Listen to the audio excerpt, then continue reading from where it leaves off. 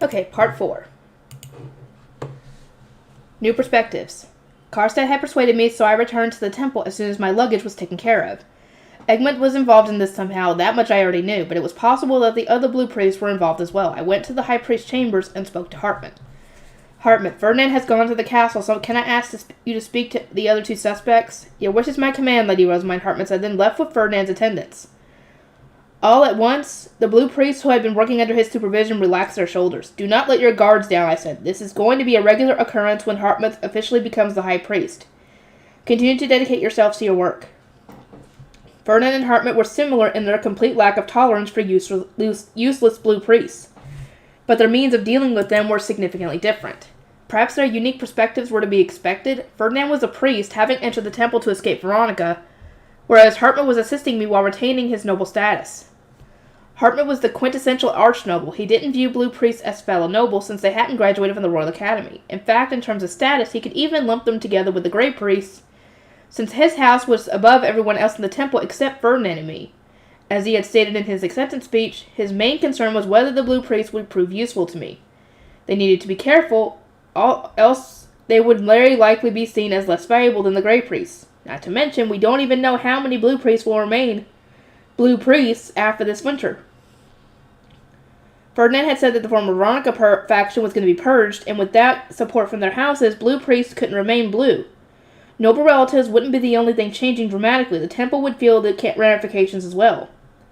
The students can avoid death by offering their mana in the Royal Academy, but what about the really little ones? Will the orphanage take them? It might be hard on our budget, but Ehrenfest will struggle in the long term if we don't raise more nobles. I wonder what Sylvester is thinking in that regard. Maybe we should talk before I leave for the Royal Academy? I started to work while I mulled over the situation, and eventually Hartman returned. The other 2 blue priests seemed to have nothing to do with the infiltration, and after speaking with them and their attendants, we decided that there was no longer a need to keep them under lock and key. I appreciate your cooperation, I said. You may now return to your rooms. After releasing the blue priests and their attendants and thanking Ferdinand's attendants for dealing with Hartman, I returned to my own chambers. It was already time for my underage retainers to return home. Lady Rosamund, take great care with your surroundings, Lenore cautioned, her tone betraying her concern before she, Judith Roderick, and Feline departed. Cornelius saw them off with me and then sighed. A warning to take care with your surroundings. It's all well and good, but I do not know what to pay attention to, Lady Rosamund. I did not even notice that you were mere moments away from being poisoned. There's still so much for me to learn. I need to have Eckert teach me sooner rather than later, he muttered, a strong light in his dark eyes. Uh-oh. Hartman placed a hand on his shoulder. Cornelius, what exactly do you mean when you say that Lady Rosamund was almost poisoned? He asked, a dangerous glint in his orange eyes. He had already left by the time the poison was discovered, and now that I thought about it, we hadn't told him about the fake Bible yet either. I explained everything that had taken place while we were operating separately. Oh, the fake Bible was smeared with poison that would have killed Lady Rosamund and me if we had touched it. And it was Viscountess Daldorf who put it there, Hartman asked, wearing a chilly smile. I started to panic, his capture of the blue priest all too fresh in my mind. We have not yet confirmed that she is the culprit, I said. At the very least, wait until we receive Wilma's report from the 4 guards. In that case, we can discuss oft-used poisons and their antidotes in the meantime. Hartman turned to Daniel, Angelica, and Cornelius, then began a lecture on various kinds of poison.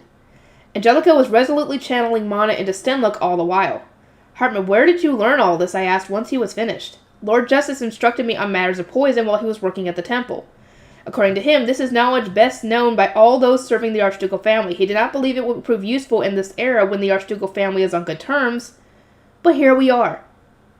Hartman got Fran to fetch his key box, then put on leather gloves and took the Bible key from inside. He splashed several potions and pressed various face stones against it, much like Eckert had done while explaining what he was doing to my guard knights. Lady Rosamund, are you certain this key is a fake? Hartman asked. Unlike the surface-level mimicry of the Bible, it is engraved with a rather complex magic circle. It's not registered with my mana at the very least. Was the key in his hand the real thing? I started to wonder while Hartman stared intently at its face stone. Is it possible that the noble who infiltrated simply re-registered the key with their own mana? Hartman asked. Our current knowledge is not enough for us to say whether this is a complete fake. And if we jump to such a conclusion simply because the Bible is an imitation, then the perpetrator will sneer at our panic searching. I examined the key again. I still couldn't tell whether it was a clever fake or the real thing with someone else's mana inside it. Either way, we won't know until the Bible is returned, I said. When will Ferdinand be back? He said that he will be investigating Egmont's memories swiftly and in secret, Daniel explained, so I expect he will return tomorrow or the morning after. Ferdinand did not return the next day. I summoned the 4 Grey Priests, hoping to learn whatever I could from them. At first, the driver identified himself as a member of the Planting Company and asked to be brought to Brother Egmont. One of the priests began. The guards had immediately found that suspicious. The Planting Company always used the same driver, and the carriage had not been their usual one. No word of their visit had come from Gil either, and above all else, the driver had acted much like one of the nobility. No matter how rich merchants may be, they are still commoners, and the priest continued. The Planting, Gilberta, and Offmer companies are all exceptionally polite when requesting meetings with blue priests, the children of nobility, so we were taken aback when the driver ordered our silence and told us to obey. And when we identified our concerns, Viscountess Daldov appeared at the carriage window. I recognized her at once as I once served Brother Shiksa. Or Shikikoza, whatever his name is. She told us to hurry as she had an appointment, so I went to Brother Egmont at once to confirm that he was expecting her. Shikikoza and his family were known for how terribly they treated Grey Priests, so the guard had determined that angering her would endanger them all. Egmont had revealed that he did indeed have a meeting scheduled and said that he would welcome her. I returned to inform the others, and then went to open the gate, the priest explained. It was after the carriage passed through, and when I was attempting to close the gate again, that we were captured. It all happened so fast that I had no idea what was going on. We were immobilized, taken to the carriage, and then bound with normal rope. It was then that we heard mentions that the magic binding us would vanish as we passed the gate, which told us we were being brought outside the city. We did all we could to resist. We attempted to alert the soldiers while passing through the gate, kicking and stomping so frantically that we inadvertently hurt each other in the process, but it was all in vain. And so the kidnappers had made it outside the city. A certain farm town had already arranged for a farmer and cart to meet the carriage. And when this rendezvous occurred, the Grey Priests were unbound in order to remove their clothing to make escaping even harder for them. Once that was done, they were bound again and put in the back of the cart. From what we could gather, the farmer driving the cart had agreed to provide the services for money. He stamped a contract with his blood and was given a ring. The plan was seemingly for him to wear the ring on his finger, but he lacked the mana to adjust its size, so he put it on some string and wore it around his neck instead. The Grey Priests had then been covered with cloth, so there was no more information they could provide. Thank you so much for speaking with me. I will not let Viscountess Daldov get away with this, I said, then instructed the Grey Priests to return to the orphanage. So in short, there is no mistaking that Viscountess Daldov was the noblewoman who infiltrated the temple, and Egmont was the blue priest who permitted her entry, I said. They are doubtless correct, but the testimony of Grey Priests will not hold in noble society. The verdict will depend on how much information Lord Ferdinand can obtain from Egmont's memories. Damiel replied, it was important to investigate who Egmont's ring was connected to, but we didn't know how long it would take to prepare evidence that noble society would accept. We know who the culprit was, but we were unable to act, and that realization made me restless beyond measure. I wanted to get the Bible back as soon as possible. Lady Rosamund, please do not run off and search for the Bible on your own, Cornelius said. Worry not. I understand that we need a strong basis before I can use my authority as the Archduke's adopted daughter, I replied. I have no intention of acting like a tyrant and trying to resolve this on my own. For now, I needed to do what I could in the temple. Thankfully, unlike during the incident with Count Bindewald, I could maneuver such that those in the lower city wouldn't fall victim to the cruelty of nobles. We explained the circumstances of the Plantain and Gilberta companies to Gil and warned them about their names being used during this incident. In response, the Gilberta company gave us the cloth that they had sold to the suspicious noble servant. I spread out the cloth that we had received from Gil. It wasn't a piece that Mom had dyed, so those of the Gilberta company had presumably noticed the servant's strange behavior and given him something from another craftsperson. In any case, the cloth that I used myself was made on order, so it wasn't able to be purchased so easily. Still, why did they want to buy cloth similar to the kind that I prefer, I asked, tilting my head just as an ordonnance flew in. This is Ferdinand, the bird said. I am returning now. Gather your garden knights. It repeated this message twice more than turned into a yellow face stone. Daniel, fetch my garden knights, I said. Zam, contact the high priest's chambers. Understood. Put simply, I have gathered more than enough evidence, Ferdinand said, having come to my chambers immediately after returning from the castle and getting changed into his priest robes. He then lowered his voice and continued. The incident began with an inquiry from Egmont's noble family. My garden knights and I listened with tense, serious expressions. Egmont's family had messaged him to ask whether there were any days when both the high bishop and high priest would be absent from the temple. There were plenty of occasions when both Ferdinand and I were absent, since we both visited the castle, but Egmont was in no position to know when those visits occurred. Several days later, however, an opportunity had presented itself. The Blue Priest had all been informed that the High Bishop's chambers were going to be closed for our trip to the Italian restaurant. Egmont wasted no time informing his house, Ferdinand continued. In response, they sent him a request for a meeting with Viscountess Daldorf. The meeting had apparently been scheduled for the day of our absence. Egmont had agreed at once. Viscountess Daldorf exercised so much control over his house that refusal wasn't an option. Egmont received a letter informing him that she would use the planted company's name upon her arrival since she had a secret request.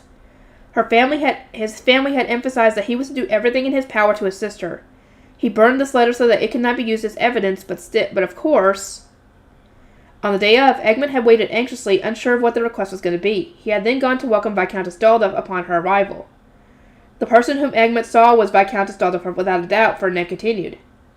Egmont himself was unaware that the Grey Priest serving as guards had been kidnapped. Apparently, Egmont had received a simple request from Viscountess Daldorf. Use one reason or another to remove the attendants still in the High Bishop's chambers. I would not like for there to be any violence. To accomplish this, he had sent one of his own attendants to artfully distract Nicola, Fritz, and Gil while they were delivering divine gifts to the orphanage. So they snuck in while this attendant kept Gil and the others away, I asked. Indeed, Egmont ordered another of his attendants to sneak into the High Bishop's chambers through the attendant's room. They unlocked the chambers from within, then brought out the Bible's key. That much was simple, as all keys are kept in the same place. Managing keys was a duty often left to head attendants, and while the front door to my chambers had of course been locked, many of the attendants' rooms had remained open. As a result, it had been easy for someone familiar with the temple to sneak in. Egmont's attendant had searched for the box in Fran's room while Viscountess Daldorf switched the Bibles. That commoner child is responsible for the death of my son and for the odd growing cold to my house, she had said, while placing a fist-sized magic tool against the Bible and watching it morph into a perfect replica. Surely I can be forgiven for sneaking some revenge, no? No, because your family signed a contract that meant you were supposed to keep away from them. Duh! Or else your family would have died. She had then switched the Bible for the fake. The likeness was so uncanny that even someone who had witnessed the events in person would struggle to tell which was which. I cannot wait to see that vile girl squirm during the autumn coming-of-age ceremony and winter socializing, the Viscountess had continued with a venomous smile. By the time she realizes that she has lost the true Bible, it would already be too late, and she will be none the wiser as to who took it and how. She then plucked the Bible key from the box that Egmont's attendant had found and re-registered it with her own mana, hoping to make us think it was a fake as well. Okay, so that is the real one. Both she and Lord Ferdinand will be reproached for failing to properly look after the Bible, and a punishment of no small significance will doubtless follow, she had concluded. It seemed that she was envisioning me embarrassing myself during a ceremony and then being removed from my position as the High Bishop, or as an even grander outcome, being disowned by the Archduke. Egmont had chuckled at the very idea. The arrogant child who had somehow become the High Bishop, despite her origins as a commoner Blue Shrine Maiden, would no doubt fall apart in front of all those gathered when she realized that her Bible was a fake. He was dying to see the ceremony where the shocking truth came to light. Apparently he was hoping that it would ease some of the anger he felt about his pay cut after the death of the previous High Bishop, and the fact that the Harvest Festival was now less of a treat than it used to be. Do tell me how that commoner ceremony goes, the Viscountess had said. She had then turned away from Egmont, stroked the fake Bible with a gloved hand, then returned the key to its box. Okay, so the key is a real thing. Okay. Ferdinand continued with his explanation. Once the deed was done and the pair had removed all traces of their entry, they moved to Egmont's chambers. There, they signed a magic contract. The Viscountess had then explained what was to come now that they had swapped out the Bible. Once that child is removed from her post, I shall recommend that you be chosen as the next High Bishop, that she had said with a smile. After all, you had helped me a tremendous deal.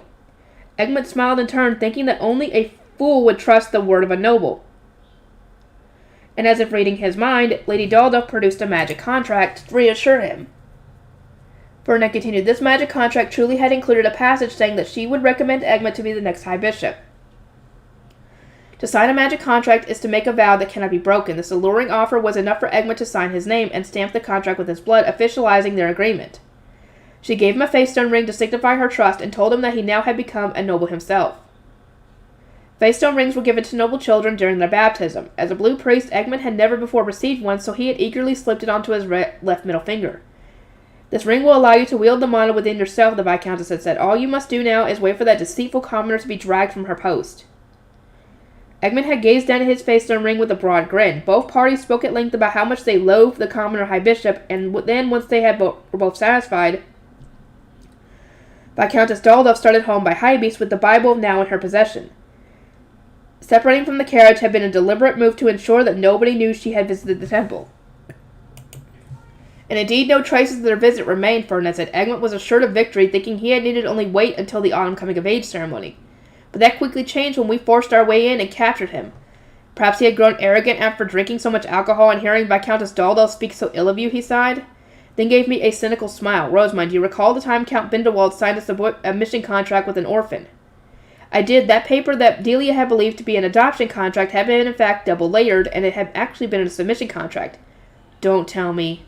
Indeed, the contract that Viscountess Daldov produced was double-layered as well. Egmont had actually signed a submission contract, and the ring he had received was that of a devouring soldier. They were most likely going to eliminate him once they finished their business, Ferdinand explained. It is fortunate that we were able to capture him so soon. His memories as a blue priest have provided us with irrefutable evidence, which we can use to eliminate not just Viscountess Daldov, but her entire house. Furthermore, as Egmont's ring bore the crest of Gerlach, his involvement is clear as well. I am much looking forward to this winter. Ferdinand seemed rather pleased to have gotten his hands on such powerful evidence against the former Veronica faction, and the grin playing on his lips only further confirmed it. Karstedt and Sylvester had both praised us for getting through this trap when Ferdinand reported the situation to them. In this instance, it was your ever-persistent attachment to books that surprised me, not your womanly intuitions, Ferdinand concluded. We discovered this incident due to the sense of unease that you felt. Had you not noticed, things would have gone much worse. If you are done contemplating my love of books, then let us get going at once, I said, standing up. Ferdinand shot me a look, his brow furrowed. And where are you going? Isn't that obvious? To get my Bible back. We knew that Viscountess Daldov now had my Bible, and we had evidence that would convince noble society. Surely there was nothing left for us to do but retrieve what had been taken from us. Ferdinand raised an eyebrow, eyeing me like I was stupid. Your answer did not match my question, he said. I asked where you are going. I said nothing of your objective, which I understood without even needing to ask. To the places Viscountess Daldov will most likely be. First, her winter estate in the Nobles' Quarter. If she's not there, I will attack her summer estate in Daldov. I will retrieve my book no matter how far I must chase her. She will not get away, I declared, clenching my fist in determination. Ferdinand stood up as well. We certainly do need to retrieve the Bible. Very well then, let us make for Viscountess Daldov's estate. We shall restrain all those who oppose us. As we do not yet know whose memories will prove valuable, we will need to research them all. So began my invasion of Viscountess Daldov's winter estate with Ferdinand and my guard knights. I was resolved to get my Bible back no matter what. Let me see. 17 minutes. Okay, this is not going to take long. Viscountess Daldov's estate. I had been champing at the bit to detain Viscountess Daldov, so now that we had the evidence we needed, I was out of the High Bishop's chambers the instant Ferdinand gave the okay. Hartmann was accompanying me, my guard knights, having said that it was his duty as the next high priest to reclaim the Bible for my sake. You are right that we need to get my book back, I agreed. Yes, he said, our saint absolutely needs her Bible. At times like this, Hartmann made for a very strong ally. I enhanced my body with more mana than usual and sprinted outside at max speed. I was already gasping for breath by the time I reached the doors, but surrender wasn't an option. I'm getting my book back no matter what. I won't even hesitate to hold a bloody carnival if that's what it takes. I jumped into my high beast and grabbed the reel, ready to take off, and then stopped. In my rush to reclaim the Bible, I had completely neglected one crucial detail. Ferdinand, where is Viscount Daldov's estate? What? Judas explained. Lady Rosamund, you ran off without even knowing where you needed to go? It doesn't matter right now, I replied, a response that caused my guard knights to all slump their shoulders. The important thing is that I've got the will to succeed. Ferdinand was beside me on his own high beast, having only needed to walk at a brisk pace to keep up with my running at full tilt. Wow. That's sad. Follow after me, he said. I expect that you will only cause problems if you arrive there ahead of me. Upon our arrival at the Daldov estate, it became clear that knights had already been assigned to watch the premises. They came over to Ferdinand when we landed and whispered that, as expected, only Viscountess Daldov was inside. Ooh, she actually isn't holding her... She's at her freaking estate in the Nobles' Quarter. Really, lady? Did you not think to leave and go home outside of Ehrenfest? Did you not think that maybe they might figure it out sooner? Do you really think she's that stupid? I guess she did. Snow had yet to fall proper on her home province, so the rest of her family was still at their summer estate. Is she attempting to minimize collateral damage, or is she simply acting alone so that they do not interfere, Ferdinand muttered to himself. I'd say probably the latter, because they probably would interfere and stop her. Then gave the knights their next instructions. I watched them out of the corner of my eye from the front entrance, then got Hartman to knock on the door. Listen, I'm only having Hartman knock because I don't want Ferdinand grumbling about my unlady and uncouth behavior. Or any unladylike and uncouth behavior. It's not because I'm so short that I can't even reach the knocker. I'm serious. As I was glaring at the cow-shaped knocker far above my head, the door opened to reveal a diligent-looking old man. Viscountess Daldov's head attendant, perhaps. He stared at my retainers in surprise and looked down at me and blinked several times. If it isn't Lady Rosemine, he said, might I ask what business you have here? The Gabe has not yet arrived, and I do not believe you have a meeting scheduled with my lady. For obvious reasons, we hadn't made an appointment before coming here to capture the Viscountess. Well, obviously. I wish to see Viscountess Daldov, I replied with a smile. Will you take us to her chambers? I cannot allow anyone inside unless they have a meeting. You must know that, Lady Rosemine, he said with a polite yet firm tone. We don't have time for that. In lieu of a response, I took out my staff and bound the man with bands of light. Ferdinand had said that we could restrain anyone who opposed us, and I wasn't going to let anyone get between me and my Bible. Lady Rosemine, the attendant explained. He wobbled in place for a moment, no longer able to move his arms, then collapsed to the floor, his expression a mixture of shock and confusion. So where might Viscountess Daldov's chambers be? I asked, giving him one last opportunity to cooperate. I cannot answer. Even while bound, the man refused to divulge any information. He was a model attendant without a doubt. And for that reason, I stopped wasting my time with him and continued into the building. It's unfortunate that you will not answer, but all noble estates are built similarly. I assume she is in the residential area of the estate, and finding her should not take long. You may be the Archduke's adopted daughter, Lady Rosemine, but do you truly believe that you can get away with the crime of restraining an attendant and entering a noble estate while its lord is absent? The man asked, a determined glint in his eyes despite his current predicament. I glanced back at him and giggled, feeling the mana coursing through my body. My. Is this not how the Daldovs operate themselves? Viscountess Daldov restrained my guards and infiltrated the temple while I was absent, when she had not yet scheduled a meeting with me, and stole something that I hold dear. I believe you have no right to criticize me when I am simply doing the same. What? The attendant exclaimed, his eyes wide like saucers. Perhaps he was crying out in surprise at my revelation? Or perhaps he was crying out because I was now crushing him? I was only doing it lightly, of course. This man wasn't my enemy, and he was a valuable source of information. Where is Viscountess Daldov's room? Answer. I was barely even crushing him, but all of a sudden his eyes rolled back into his head and his mouth began to foam. He had fallen unconscious. Well, whatever. This didn't change what I needed to do. I started toward the third floor where the lady of the estate's chambers tended to be. Rosemine, should you not be using your high beast? Ferdinand suddenly asked, sounding very much annoyed. Before I could answer, however, there came a series of resounding explosions from somewhere above us. It definitely wasn't what we would expect to hear on a noble estate. That came from the ladies' quarters. Hurry, Eckert shouted. Judith, Angelica, stay with Rosemine, Ferdinand barked, then bolted up the stairs with his guard knights. Their speed was on another level. I frantically produced Leslie, climbed inside, and raced after them. Do it, Eckert. I understood. I caught up just in time to see my guard knights readying their staffs while Eckert kicked down the remains of the door he had just sliced through. The next thing I knew, my nostrils were assailed with a stench so foul it almost made me vomit. Ferdinand and Eckert were standing in the doorway with wide-eyed shock. Rosemine, stay back, Ferdinand shouted. Right. Still in my pandibus, I jumped away from the entrance to the room. Daniel and Cornelius could see inside as well, and they looked sick to their stomachs. What can you see? I asked. Corpses, Daniel replied simply. There is blood sprayed all across the room and pooling beneath the bodies of 3 women. It seemed that their heads were blown off, given their necks now end in disfigured stumps. Too much information! I squeezed my eyes shut and stared down at my feet, for as much as I had gone on about starting a bloody carnival, I hadn't actually envisioned that much blood. This is too real and so much more brutal than I expected. Did you really plan on enacting a bloody carnival if you can't even handle this? No. She must have killed them and herself upon noticing our arrival. Her resolve was too strong, Ferdinand said with a sigh as he stepped into the room. Justice Eckert and my male retainers followed after, while I tucked myself away in a corner of the hall, staying away from the terrible sight. My female knights stayed behind to guard me. Actual bloody carnivals sure are scary. Yeah, you think? Lady Rosemine, Viscountess Daldov appears to have left behind a note, Hartman said, bringing over a message that had clearly been scribbled in a hurry. It cursed my house and ended with a defiant, I shall not let you have my memories. Try to find what you've lost if you can.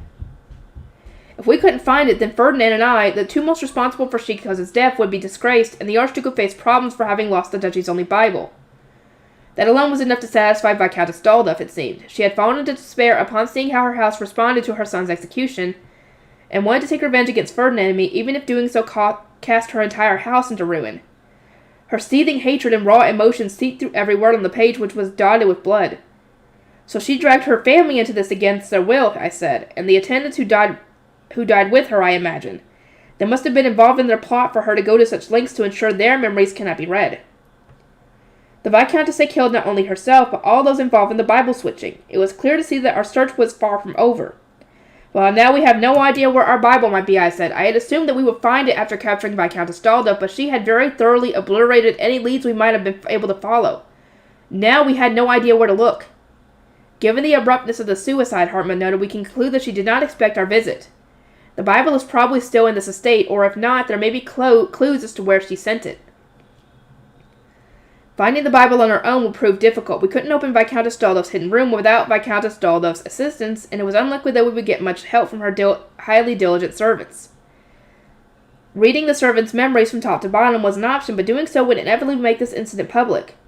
What should we do? We need the Viscountess to actually help us with our search, but I can't imagine he'd ever agree to that. Or Viscount to actually help us, but we doubt he'd ever agree to that. Rosamund, tell the knights outside to assist us, and then return to the castle ahead of me with your guard knights, Ferdinand said. Secure a meeting with the Ob, explain the circumstances, and ask him to summon the Geeb. I will preserve this scene and gather information before following after you. We know that 3 people died here, but I must confirm that one of these corpses truly belongs to Viscountess Dalduf. Standing around wouldn't get me any closer to finding the Bible, so I promptly sent an ordinance to Sylvester, asking for an urgent meeting, then sent another to Riarda, saying that I would be returning to the castle. From there, I asked the knights keeping watch outside to assist Ferdinand, then brought my guard knights with me to the castle. Sylvester had sensed that my ordinance meant serious business, likely because Ferdinand had already told him about the Bible being stolen, and Karstedt had given him a report about Egmont's memories. He summoned us as soon as Ferdinand arrived at the castle, and his office had already been cleared of people when we entered. What happened? Sylvester asked, a sharp look in his dark green eyes. Ferdinand stepped forward. Viscountess Dalduf and a number of her attendants are dead. I can confirm that it was not a murder, and that the Viscountess' attendants perished from her mana.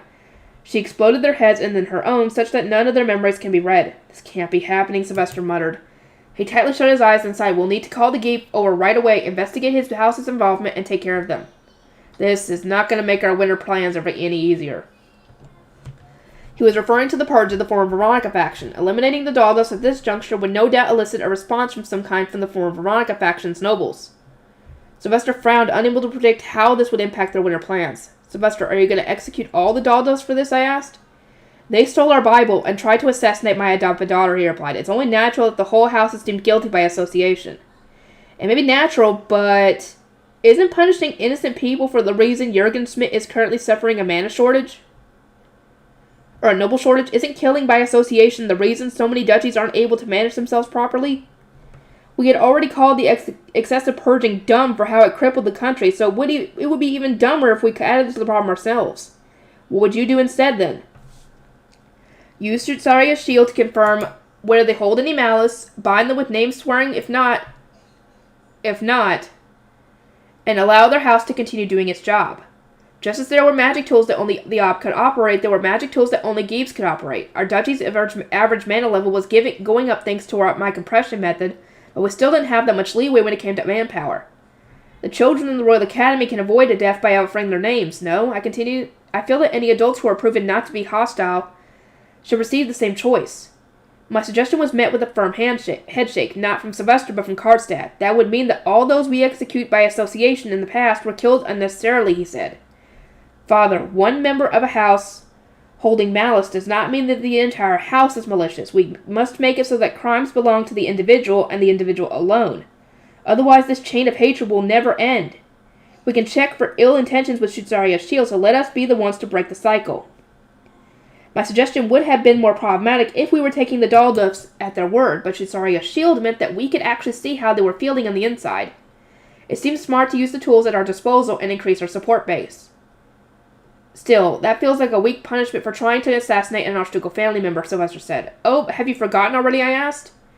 If we retrieve our Bible, this incident never occurred, and there will be no reason for us to publicly charge them.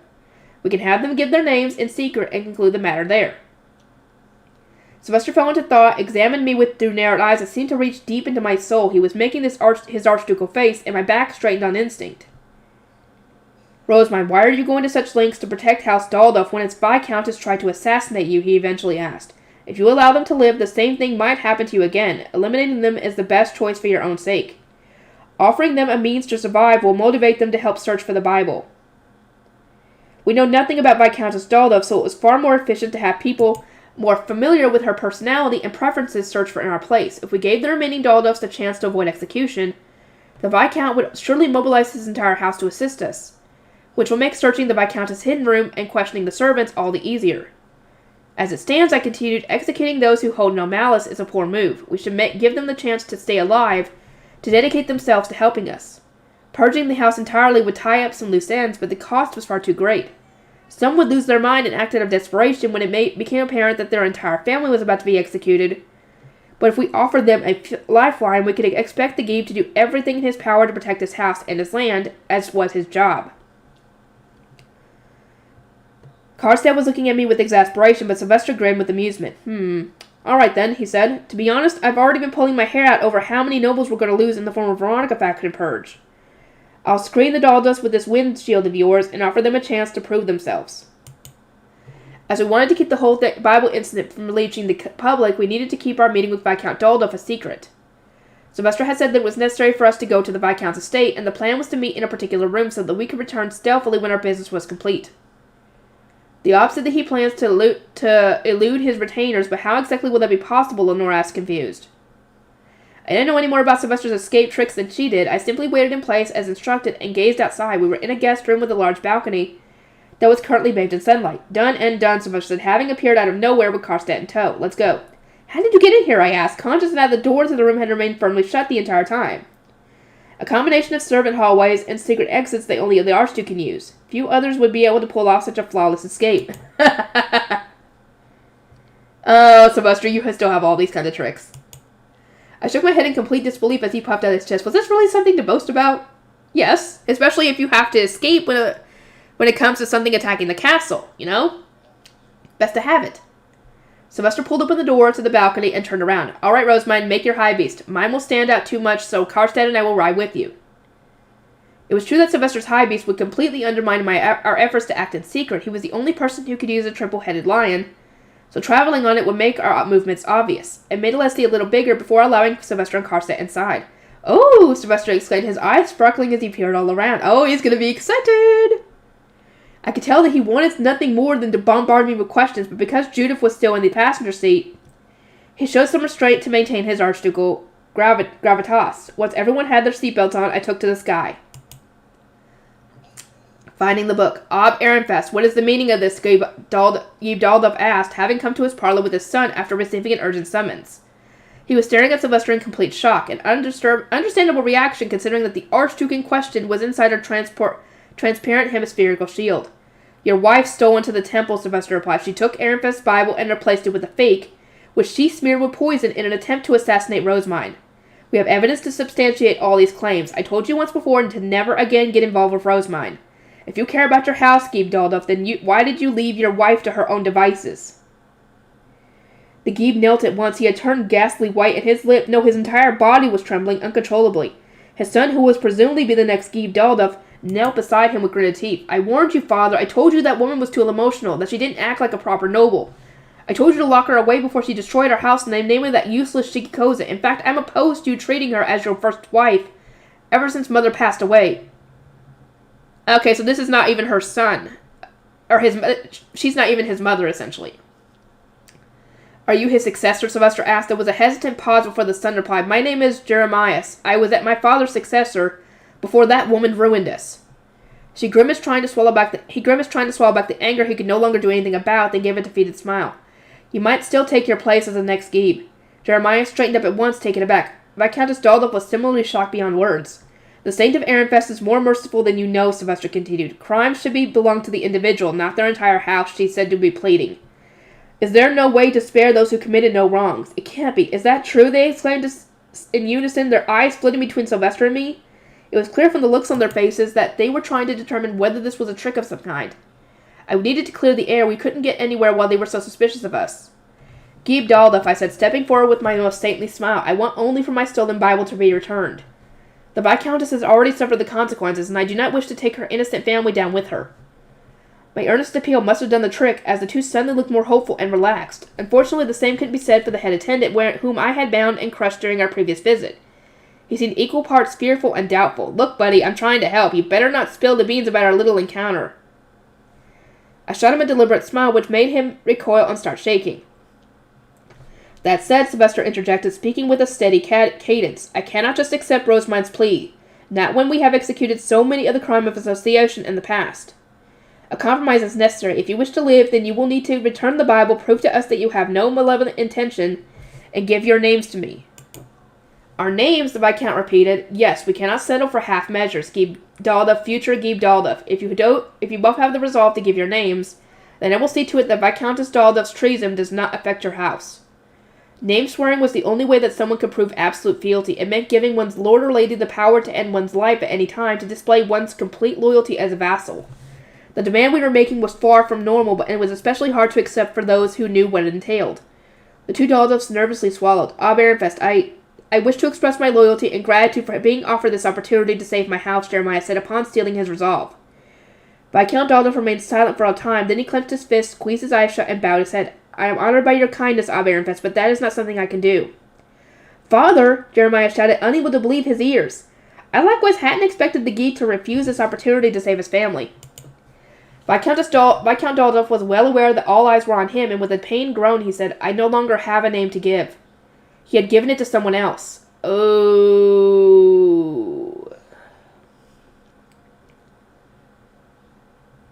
Ferdinand and his retainers had said that name swearing was exceptionally rare, but now I wasn't so sure. Sylvester shook his head. If you have no name to give, then Dalduf will. However, for the sake of my house, I will show you nothing but loyalty and sincerity. Please allow me to find the Bible and prove beyond the shadow of a doubt that we hold no malice whatsoever. Viscount Dalduf pleaded, desperate to escape being punished by association. Who did you give your name to? Sylvester asked. His eyes narrowed. Your answer will determine whether I can trust you. Lady Veronica, my lord. According to the Viscount, Veronica's mother, Gabriel, had struggled to adjust to Ehrenfest after marrying into the duchy from Ehrensbach. To support and protect her children, she needed vassals who would not betray her, and so she had demanded that her servants and their children give their names to her. I am told that name swearing is far more common in Ehrensbach than Ehrenfest, Viscount Dalduf said. My mother came to Ehrenfest with Lady Gabriel and raised me to believe that a servant who does not offer their name is not to be trusted. Back when the Viscount had come of age, before Sylvester had even been born, he needed to choose between giving his name to Georgine or Veronica. He had gone with the latter, who was already the Archduke's first wife at the time. Do you mean to say there are others of Ehrensbach blood who had given their names as you have? Sylvester asked, to my mother and sister. Yes, my lord, we had come together and form a solid defense to resist the lies, gangs, and protect Lady Veronica. An uncomfortable silence filled the room. I now realized why the men nobles of the core of the Veronica faction weren't switching sides, as men nobles were prone to do. It seemed that though there were some pretty big cultural differences between our two duchies when it came to name swearing. You did not have your son give his name, correct? Sylvester asked, looking at Jeremias. I did not feel there was a need. When he came of age, Lady Veronica Art clearly wielded enough power to restrain the lies gangs, and her faction had grown large enough that unity was less crucial. Baronfest, I will do all that I can. Please spare my house. Sylvester gazed down at Viscount Dalduf, then waved a hand. Bring back the stolen Bible, only then will your fate be decided. I intend to keep a very close eye on your efforts. We are honored. And with that, the search for the Bible began. Viscount Dalduf started by sending out an ordinance after another to those he knew, all bearing the same message. My wife went to the noble's quarter ahead of me, but I cannot seem to find her. Do you know anything about where she might be? In the meantime, Ferdinand performed secret funerals for the three deceased, then used the face stones taken from their bodies to determine that Viscount Dalduf was among them. Once all that was done, Viscount Dalduf unlocked the Viscountess' hidden room as instructed, permitting us to search as we pleased. Jeremias, assist them with their efforts. I shall continue with this ordinances, he said. It seemed that he needed to listen and reply to the many responses that were coming in. We elected to tell Jeremias what we knew about Viscountess Dalduf's actions, hoping it might help with his search. He grimaced as he listened, and at one point even muttered, what was she thinking? Then, once our debriefing was complete, he turned to me and said, Lady Rosamund, how does the Bible look? I intend to order my servants to search as well, but I have never seen it up close. I imagine they will not recognize it either. I described its size and cover, among other things. The head attendant gave his instructions to the servants, and a thorough search of the estate began. And what is the Bible used for? Jeremiah asked. This might have influenced where Viscountess Duldo chose to hide it. Ceremonies mostly. I can hold them without it, since I know the prayers by heart, but each duchy only has one Bible, and I do not wish to lose it. Not to mention my successor will need it for when they start memorizing the prayers. According to Egmont's memories and the note left behind, she stole our Bible simply to cause problems for us. Does it have no other uses? Well, it also serves as a manual for becoming king, but that has nothing to do with me. Not that I know of, I replied. Jeremiah frowned, and it was then that Ferdinand and the head attendant returned from their search. They had turned the entire estate upside down to find the Bible, but to no avail. It had seemed likely that it would be here, since Viscountess Duldo clearly hadn't expected us to notice the switch so soon, which made our lack of success all the more disappointing. It was likely moved elsewhere, Ferdinand said, then looked at Jeremiah. Tell me, did the Viscountess own a teleportation circle? She did not, and we did not grant her permission to use the one entrusted to our house. To prevent assassinations and ambushes, only the Archduke could place the kinds of teleportation circles used to transport people, and these circles were limited into travel within the duchy. Those used to cross duchy borders, such as the ones that provided access to the Royal Academy, required the king's permission. The circles used to teleport goods likewise couldn't move objects across duchy borders. It was possible to install ones that could, but doing so required the permission of the two duchies. Archdukes, and it didn't seem to be something that happened all that much. The potential risk when generations passed and political circumstances changed was much too great. Personal teleportation circles, like the ones that Ferdinand used, functioned a little differently. There were designated sending and receiving circles, meaning that goods could only be transported one way. On top of that, since the maker's mana was used on both sides, they could only be used with the sender's and receiver's permission. This and other restrictions were in place to prevent any dangerous items from being sent. In short, even if the Viscountess had used a teleportation circle she had acquired from somewhere, the Bible would still be somewhere in Ehrenfest. Gib Daldorf, is there anyone your wife might have known who would need the Bible, or anyone to whom she would entrust such a dangerous item? Ferdinand asked. He had, of course, been investigating the former Veronica faction for quite some time, so I was sure he already knew the answer to this question. His decision to ask anyway meant this was probably a minor test of sorts to see whether the Viscount really did intend to cooperate. Gib Gerlach is the most likely candidate, I would say. Like my late wife, he has name sworn to Lady Georgine. Her decision to steal the Bible might even have been for Lady Georgine's sake, considering that she acted without her knowing. Gerlach was a scholar before he was a Gib, so he is most likely capable of making teleportation circles on his own. Indeed, Ferdinand replied with a satisfied nod. It seemed that Gib Daldorf's answer corresponded with his own intelligence. That said, there are no teleportation circles to be found in her chambers, her hidden room, or the attendants' rooms, and the Bible could not have been moved instantaneously without one. Do you have any ideas other than Gib Gerlach? My lady did not leave the estate even once after she returned, the head attendant interjected. She had no meeting scheduled, and she did not see anyone from outside the estate. As her room does not have a balcony, I also find it reasonable to conclude that she did not sneak out on her high beast. His word, coupled with the responses to Viscount Daldorf's ordinances, was enough for us to conclude that she hadn't ventured anywhere else after arriving at the estate. And given that Ferdinand had assigned knights to observe the premises after returning to the castle, we could be sure that she hadn't snuck out after the gate closed that day. It had come to mind that perhaps she had gone somewhere immediately before making her way to the estate, but the time the Eggman had seen her leave, and the time the head attendant maintained that she had arrived were almost identical. She hadn't been unaccounted for very long at all, and it would have been much too dangerous for her to be flying around with the Bible in her possession. There's no teleportation circle, and she didn't leave the estate. That seems unusually lax, especially when you consider how much she was doing before she went to the noble's quarter. She had used her subordinate to stake out the Italian restaurant and the Gilberta Company, even going as far as to purchase cloth and the like. This must have been more to it than we realized. I turned my attention to the head attendant, thinking back on everything the Viscountess had done. On another note, when did the Gilberta Company's cloth arrive? I asked, remembering that there were still other things that we needed to investigate. Finding out more about the cloth was at the top of my priority list since it risked getting the lower city involved.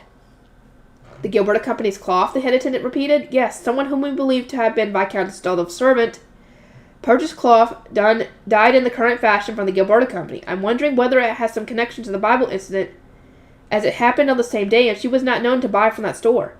Ah, he said. The cloth arrived prior to my lady's return. A merchant came around noon to deliver it. I did not recognize them, but they had a letter that bore my lady's handwriting, so I paid for it and accepted the goods. The cloth was then taken by an attendant in the afternoon. Wait. The Viscountess had already returned to her estate by the afternoon. Had the attendant used the cloth to wrap up the Bible? If so, then it was possible that the Gilberta Company would end up being directly dragged into this mess. This other attendant, where did they take the cloth, I asked. Is there not a chance that they relocated the Bible with it? All eyes fell on the head attendant. He would have been the one to summon the carriage, and indeed his response came without any hesitation. I recall that they were headed to the castle. The castle? My eyes shot open. Would they have really taken the Bible to the castle? Maybe they had needed to do something with the cloth first? I continued to ponder the situation when Jeremiah looked up at the start. I understand. It's a gift to celebrate Lord Ferdinand's marriage. What? By delivering the cloth to the castle as a gift from Lord Ferdinand, they can have it sent to Arensbach without suspicion. This method circumvents the need for a teleportation circle and for the desired goods to pass through the Guy Gerlach. If one wishes to deliver the Bible to Lady Georgine, this is the most discreet solution. Shit. I hope they were able to get it in time. Ferdinand, a member of our archducal family, was marrying into another duchy. Arensbach had sent us an abundance of gifts in celebration of the special occasion, and Ehrenfest was going to be sending them gifts in turn. As I understood it, there was room in the castle where offerings from various Giebs and nobles were sent before winter socializing. Were being stored. Cloth dyed in Ehrenfest style would make for a suitable wedding gift, Jeremiah continued, and since it was considered a gift for women, it would doubtless be delivered to Lady Ditlinde or Lady Georgine rather than Ob Arensbach or Lord Ferdinand. We had already sold this production method for Rensham, and it was now common practice for hairpins to be gifted for one's graduation ceremony and taken straight to the Royal Academy. This cloth, however, was a new trend, and unlike sweets, it wouldn't spoil while being stored in the castle. Jeremiah explained that the Viscountess would have simply prepared a box large enough to also store the Bible, and that because cloth was such a normal present for a groom to give his bride, it wouldn't draw any suspicion. That reminds me, back when I tried to give cloth to Aurelia, Brunhilde told me it was a more fitting present for Lamprey to give. I swiftly rose to my feet and said, I am off to the castle. We finally had a lead, and I wasn't going to waste any time. Ferdinand sent an ordinance to a castle scholar, informing them that we would soon be arriving to check the wedding presents. I was accompanying him so that I could search the room for cloth from the Gilberta Company. We had ordered some guards to stay at the Daldorf estate to watch the Viscount and the others while they continued to search for clues. And so we went to Ferdinand's office in the castle. Waiting for us there was a scholar I had never met. He was one of Ferdinand's retainers who helped at the castle, but never came to the temple. I have with me the key to the room containing the gifts, the scholar said. If you would only order it, we could check them on your behalf. I understand that you are tremendously busy. He looked rather dissatisfied about Ferdinand doing such work himself, so he was probably aiding me in my valiant quest to reduce his workload. The Ferdinand shook his head. The Ob has informed me that many gifts have arrived already. I must thank the senders during winter socializing and offer them gifts in return, and while checking them all will be no small task, I cannot respond sincerely unless I do. Now is the perfect opportunity to begin, so there are no temple ceremonies to preoccupy me, he explained, wearing a fake smile. He took the key from the scholar, then piled some documents before him. Rosemont and Justice will accompany me. You may focus on this in the meantime. Lord Ferdinand, why is Lady Rosemont allowed to go when I am not? The scholar asked, eyeing me suspiciously. Because of my own selfish request, I replied. I wish to prepare gifts for Lady Ditlinde and Lady Lezia, but I am concerned that I might send them something they have already received from a Gieb. As such, I asked to see what my competition is offering. I apologize for how hasty this must all seem, but there is not much time before I must return to the Royal Academy. Ferdinand nodded and that we had no more time to waste, then started making his way to the room containing the gifts. I followed after him, though I couldn't help but glance back at the scholar as we went. He was slumped over a little, looking dejected as he picked up the first sheet of paperwork. I feel kind of bad for him, I said. He has to work all alone. There is no helping that, Ferdinand replied. Or are you volunteering to explain the full circumstances to him if we find what we're seeking? I know. I walked alongside Ferdinand and Leslie, of course, until we arrived at our destination. Justice used the key he had received from Ferdinand to open the door for us, revealing one towering stack of presents after another. Good lord! There are so many boxes, I wisely observed. They keep the gifts from being stained while being loaded into carriages, Ferdinand replied. Using boxes was also ideal when it came to storage, as it allowed for the gifts to be stacked as they were now. Let us begin. I am relying on you to recognize the cloth we are looking for. I was in charge of checking the cloth since I was the most familiar with the kind available from the Gilberta Company. My retainers brought me one box after another while Ferdinand checked who each one was from. Stack the boxes we have checked over here, I said. Take care not to mix them up with the ones we have yet to open. My guardians continued passing the boxes over like a well-oiled machine while Ferdinand checked the contents of each one and Justice kept notes. I was brought in for a closer look only when we found cloths of the new style. None was dyed in the style we were trying to find, although some places were quite similar, but then, Ferdinand, here, this cloth is from the Gilberta Company, I shouted. It had the same floral print that Mom used, and was the divine color of summer so that it could be made into a timely outfit when it was delivered in the spring.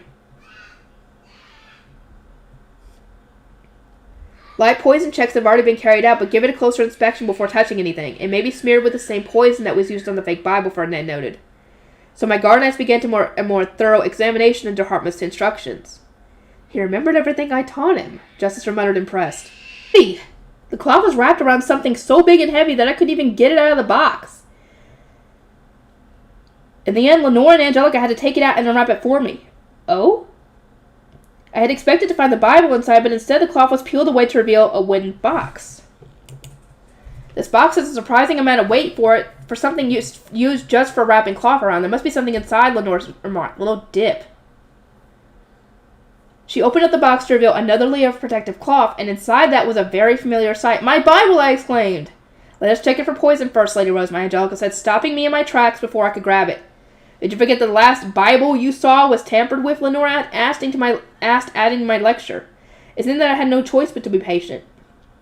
The Bible is now safe to touch, Lady Rosemary, Hartmut said when the checks were finally complete. He then eased the book into my hands. I examined its cover and front page, took a big sniff, then hugged it to my chest. It looks like it, smells like it, feels like it. This is absolutely my Bible, I declared, then gazed up at it with a confident smile. Ferdinand was staring back at me in open disgust. That you distinguish books by their smell is rather off-putting. Excuse me? I disagree, I protested. It shows just how close I am with them. If you insist, I do not care enough to discuss this further, Ferdinand said, waving me away with a sigh. In any case, I must admit their plot was especially elaborate this time. Had this Bible been found in Aaron's box, people would have thought that you stole it, Ferdinand. He simply shook his head. No, it would have been seen as an Aaron-fest plot to make Aaron's box seem like thieves. Well, it doesn't matter anymore. We've crushed their plot either way. We have successfully recovered the Bible, prevented the issue from reaching the public, and ensured that Ferdinand wouldn't receive the blame. Still, we have nothing connecting this to the Lady Georgine, do we? As it stands, Viscountess Daldov masterminded the entire plot. We have no evidence connecting her to Arensbach. If not for Egmont's ring, we would not even been able to prove Keep Gerlach's involvement. There was no mistaking that Georgine was pulling the strings here, but man, what a pain it was dealing with her. She was exceedingly cautious and annoyingly tricky. You are right, though. We have found the Bible, Ferdinand continued. Our names have not been besmirched, and we have avoided a potential assassination. Plus now we have recovered this cloth, the Gilberta Company will not face any repercussions. There is also the fact that the next Geek Daldov will be swearing his name to the Ob, so all in all, I suppose this incident was actually to our benefit. And remember, it's all because I noticed that something was off, I said. I hadn't been of much use beyond that, so I wanted to stress my essential contribution to our glorious victory. Feel free to shower me with praise. Your phrasing makes me reluctant to acknowledge your assistance at all, but, well, indeed. It doesn't feel much like praise.